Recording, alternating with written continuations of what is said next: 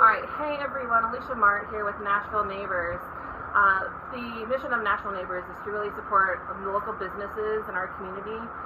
These small businesses such as Carey Bringle's Pegleg Porker, which we're on site here today, are really a key component to any thriving community, and it's places like his that make Nashville one of the best places to live in the entire United States.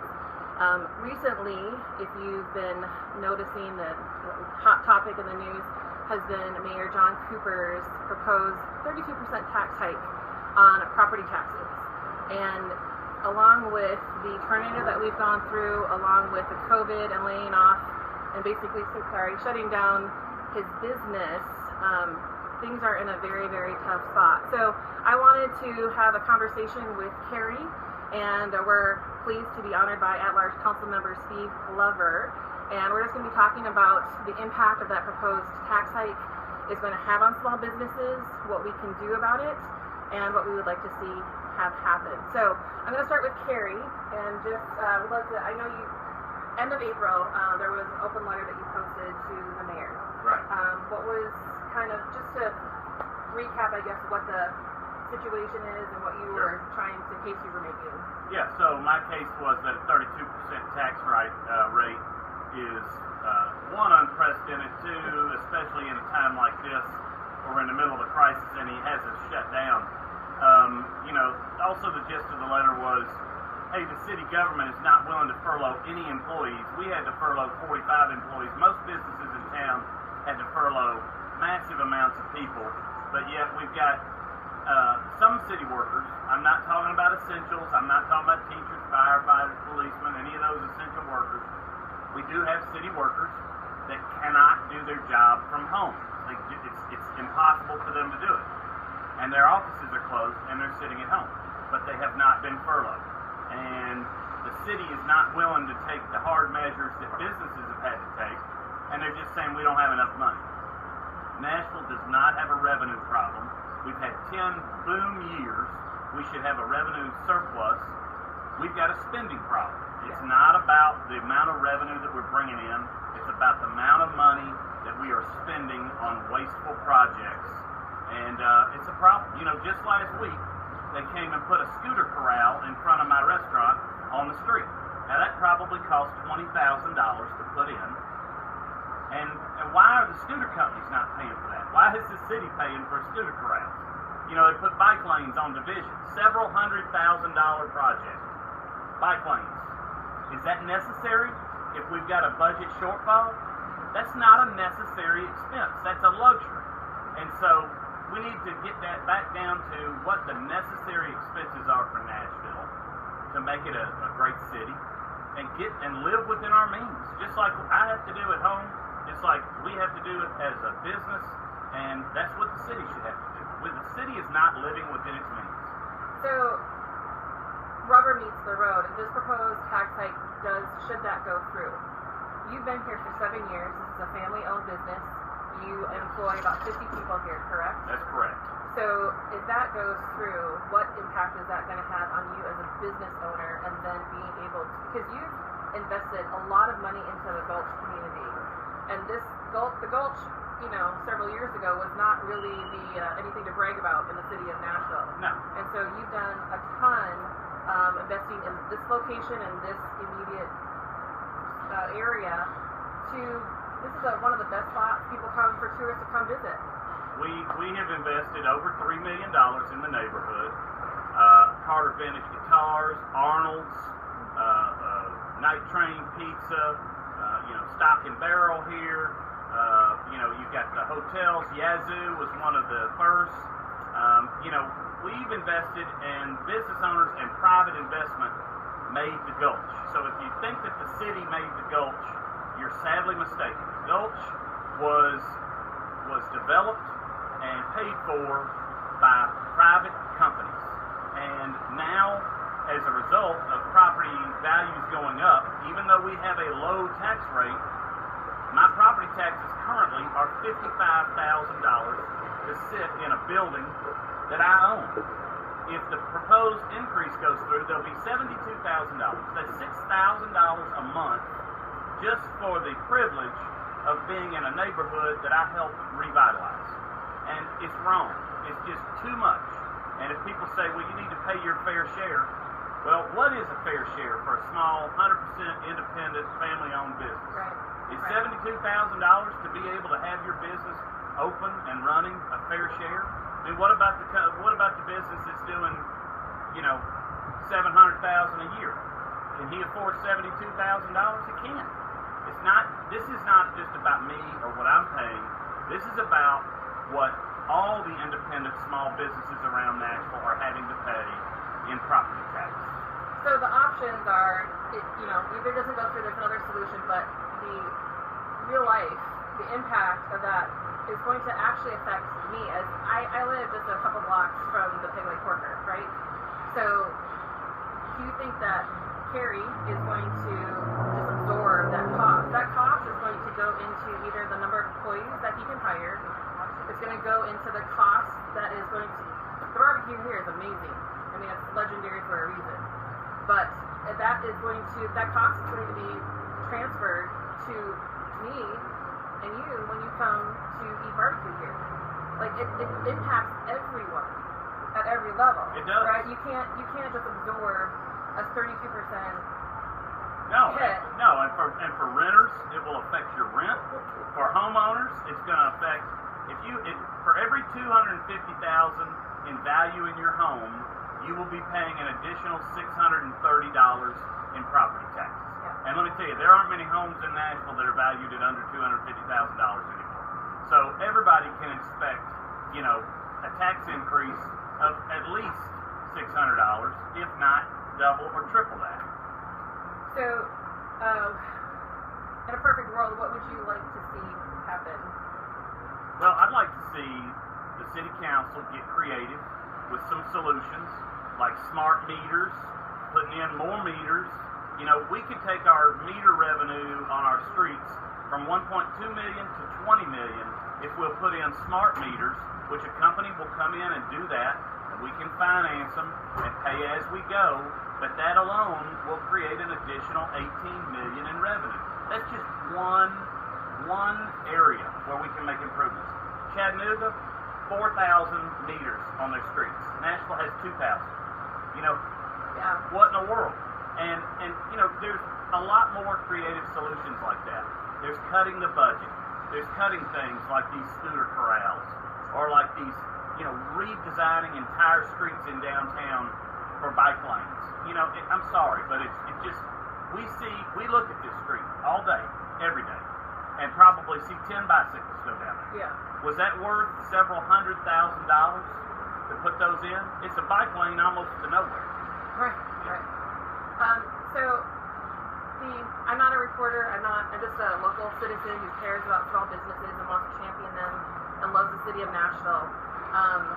But paying attention to the news, as I mentioned earlier, back in December 2019, because speaking of budget and cost and spending, if you were aware that the city of Nashville purchased essentially $65 million worth of Oracle software for the city's information and accounting system that basically becomes functionally obsolescent.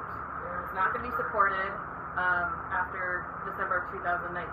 So the average consumer, right? I'm doing my job. I have my family. I don't have the information or always know how to do my due diligence to make sure how is the city spending those funds. And so when I see something to that effect, me personally, that kind of angers me. Then when you see a proposed 32% property tax hike because of lost revenue due to Corona, tornado, whatever. So to that end, I kind of want to bring Steve, at-large City Council member Steve Glover, into the kind of conversation to just really want to get your insight and perspective on kind of what you see as leading up to this, what your knowledge is of the bill, where the conversation is, what you've been hearing out, and about, as you talk to people every day. He's very engaged on Facebook and social media. If you haven't followed him, you should, because he's very engaged and wants to know what you think. So I appreciate that about him, but I'll let you kind of take it from there. Okay. Well, if you came to the service today, the church service today, to hear the choir, you're not going to, because you're going to hear two preachers. Here's the beautiful thing. about what Carey just said. He's absolutely right. We can't keep doing this to small businesses. He just said he had to furlough 45 people. Those are 45 people that went without a paycheck for, I don't know how long, Carey. 6 weeks. 6 weeks. They went without a paycheck for 6 weeks. This is one business, 45 people. Take that and multiply it times the thousands of individuals out there in Nashville right now that aren't able to still come back to work. And even the people you've got, I'd be willing to bet right now, Carey, you probably don't have everybody back on the payroll quite yet, because Not yet. we're not allowing you guys to open up to full capacity. And look, here's the thing. I know that people are very smart. They'll come out, they'll be smart about it. Nobody wants to get this. I think everybody understands the how devastating it can be for the individuals with underlying health issues. So, I like to think that people are a whole lot smarter than the government seems to think they are. I believe they're very smart. Thank goodness for people like yourself who are willing to invest their money in this city and do the things you've done to create the jobs. And now what we as a government should be doing is supporting you, not hindering you. So, what are my thoughts on the property tax increase? That's why I said you're not going to be here in the choir today. I'm completely opposed to it. 32% is unrealistic. I will tell you, I've worked diligently over the last, for a while. After I got elected to the at-large, I was a district council member, now I'm at-large. I started working on the budget right then. I had a plan in place until we all had a plan. You had a plan for what you were doing this year. I had a plan for kind of what I would be looking at, what I'd be proposing. That all changed when the tornado hit on March 3rd. Then, the city got shut down March 22nd, 23rd, whatever that date was exactly. And we certainly didn't count on a week and a half ago when we had straight line winds that came through. And I mean, so we've had 3 very devastating events happen in the city. I mean, the last, natural event that just occurred was this straight line winds. We lost power to 130,000 households in Nashville. So things were already tough. They're getting tougher for folks, and the faster we can open business back up, the better. I have a substitute budget. I'm not ready to tell you what the numbers are exactly, because candidly, I'm having to make sure if I dotted my I's correctly and I crossed my T's correctly. I'll be the first one to tell you, because they'll want to attack me, and I get that. I don't have a problem. Attack me all day long, because I believe in all the people that I'm hearing from. They're saying no to a 32% property tax increase. If you want to pay 32%, I have a solution for you. You know what?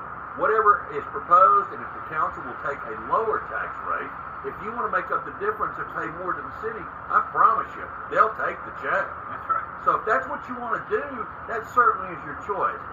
But there's too many people like yourself, Carey, the employees that you have, and I'm really glad you brought up the rental piece, because nobody's really thinking about that.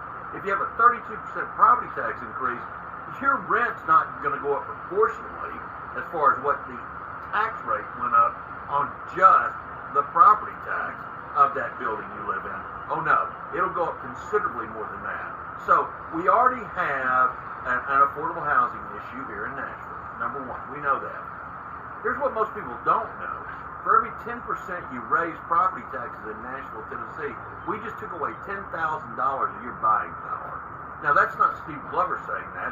That's the mortgage bankers and people telling me that's what will occur. So when you sit down and you try to buy another house, if there was a 32%, or if you're trying to buy a new home, 32%, that just took away $32,000 of your buying power.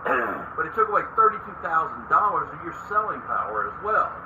So, the government, in essence, is killing, we're killing the golden goose. I read an article today that Nashville's economy is suffering more than any other large city in the United States. Because maybe the drastic shutdown, how we did. I don't think you can point your finger at any one person. I think we all respect the fact this thing is a bad disease. It's not the first one we've ever had during mankind's history on this earth. It won't be the last. But we got to deal with it. But more importantly, we can't kill the economy, trying to save, others. And don't get me wrong. I don't want anybody to die. I mean, none of us want to, but inevitably, that's what we will do. That's where we go. And so, bottom line is, we can't kill our golden goose. We can't put you out of business. We can't put the people who rely on the investment, the millions of dollars you invested. We can't put them in the unemployment line, because after July 31, guess what, guys? That money's gone too. So it's a short-term fix. Whether you agreed with the president or you didn't, that's certainly your choice. I would have done a couple things a little bit differently, but as the most part, I think he's done a good job. And so therefore, but on July 31st, it's over. We better make sure we got you guys back up and operational. We better show you, if we have to have a property tax increase, it has to be minimal, and we have to look at solutions that does require cuts to the government. I'm not talking about, nix. I'm talking about cuts, because nix won't take care of where we are. Cuts is what's required, and that's what I'll be proposing. So, follow-up question to that is, so the mayor, as far as I know, this revenue shortfall to the city that he is projecting, which I believe was $470 million. 332 million. Okay, in the so budget. Yeah. okay, thank you. Yeah. Does he have other ideas on how to make up for that proposed shortfall? Has he given other ideas on how to make up that proposed deficit? So I think that takes us to the next step of where we are in the process. The mayor presented his budget. His solution was a 32% property tax increase. There you go. That's how he balanced the budget. The one thing that I completely disagree with is going ahead and taking $100 million and putting it into the rainy day fund. You don't save money when you're in the worst economic condition that you've been in a decade. Gary, like you just said. Do we need to replenish it? Yes, but we need to do it in an equitable way. The one thing I know about government, we cannot manage your money better than you can. I know that for a fact. And so therefore, that's one area I'm going to be cutting. Yes, we need to start building reserve funds up. We've got to keep ourselves in a solvent position to where whatever happens next to us, then we'll be prepared for that. But I don't think you do it in a one-year period. I don't think you take $100 million out of your pocket and put it in the government's pocket for when we might need help again. We spent the last 10 years spending. We spent. That's what we did. And that's why we are where we are. If you go back and you watch council meetings, budget council meetings, 5 years ago, I started warning us of what this was coming. Now, could I have imagined it was ever going to be this bad economically? Absolutely not. And in fact, I would never wish this on our worst enemies in the world. But it is. But after a decade of prosperity like Nashville has never seen before, we were the least prepared of perhaps any U.S. city in the country. And that in itself is a shame. So, to kind of go back to Carey a little bit, because of you've been here in the Nashville small business community for a while, right? You've got history, you've got connections. You posted the open letter to the mayor. I'm sure you've gotten a lot of phone calls, text messages, emails, that kind of thing. What have you heard from people? What have you heard from other small business owners? Because I know you have another proposed for your location in the nation, right? So I was kind of curious what this impact this is going to have in those plans, or what business owners are potentially talking about if this indeed, were to go through. Well, it'd be devastating. I've had people reach out to me from small bars or restaurants to large construction companies to 130-year-old businesses in Nashville, all appreciating the letter. 99.9% of our responses to the letter have been positive, and have overwhelmingly said, yes, this is insane. This should not go through. We're opposed to it. We're willing to stand with you. We're willing to donate money to fight this. I've gotten a lot of support and a lot of calls from a lot of people. But you got to call your council person. You have to let them know. You got to tell them what you feel. You got to say tell them how it's going to impact your business, and put them on notice. Hey, look, you're going to put this through. If you don't care about my business and you don't care about our community that you're supposed to be representing, then I can't help you in the next election. Right. To that end, as a dovetail with what you're saying there, Steve, what I was kind of wondering again as just your typical citizen here in Davidson County, city of Nashville, what is really truly the effective way to have influence and impact? You already said talk to your council member, right? And I'll for sure be putting a link in the comments to that. So you can, if you don't know who your council member is, you can go online and see who that is. But in addition to that, I guess what would you have to add to that? Well, you can go on to Nashville.gov, put in your street address, and it will tell you who your council member is. That's your district council member. Then there's 5 at-large council members, of which I'm one of them. I think the key thing now, the mayor's handing the budget to the council, so I think the key thing right now is to contact your council members and say no to a 32% property tax increase. Be open to other solutions. Look, I'm not just sitting on the sidelines. I've come up with a solution. Is it perfect? Absolutely not. Is it a whole lot better than 32%? Yes, it is. But it spreads the equity of the pain across the government that the government has instilled upon the business owners and the employees of those companies throughout the Nashville area. So, we can't prescribe medicine to you if we're not going to take the same medicine. And that's exactly what I'm doing. I agree with you, Carey. We got to make sure our police and fire and things, because they're out there every day. Our OEM, we've got to protect. There are certain things that I think the government has to do. Public safety is obviously a very large component in that arena. The others, we're going to have to figure it out because cuts are going to be required. Is it popular? No, it won't be popular. Was it popular when you had to close your doors? No, it wasn't. And so therefore, again, if we're going to prescribe medication for you, we have to be willing to take that same medication. And that's exactly the approach I'm taking with my budget. So, what do? You contact your council members. If you don't think it's important, then guess what? July 1, you get a 32% property tax increase. It's that important. Every penny we take out of your wallet collectively equals $3.3 million to the city of Nashville. So you can do the math. $1 times 3, there's $332 million that they're saying we're short. I believe, and I was asking you before we started doing this, are people coming back in and starting to spend money again? They are. They want to. There are people that want to do that. There are people that still want to sit back and make sure it's safe. And you know what? That's fine. That's the choice you make yourself. But our economy will bounce back. It's going to take us a little bit of time. But if it bounces back in a stronger manner, and I believe that it will, then I don't believe we'll have quite the deficit. So I have what I'm going to call a permanent tax that would stay in place, and I've got a temporary piece that's in there to where we will be able to roll it back. It will be sunsetted to where we would have to come back and visit this again next year. So yeah, there's going to be some pain, but it's not going to be a 32% pain.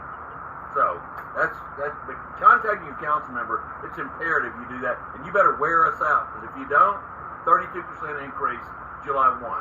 So that's in regards to the tax proposal. But from the shutdown of businesses and kind of the pace on which we're reopening our city, Davidson County, your recommendation on how to have impact, if you have, want to give voice to that, would be to contact. I think Carey is doing the right thing. He's contacting the mayor. I met with the mayor yesterday. I made my feelings very clear. He and I don't see eye to eye on this.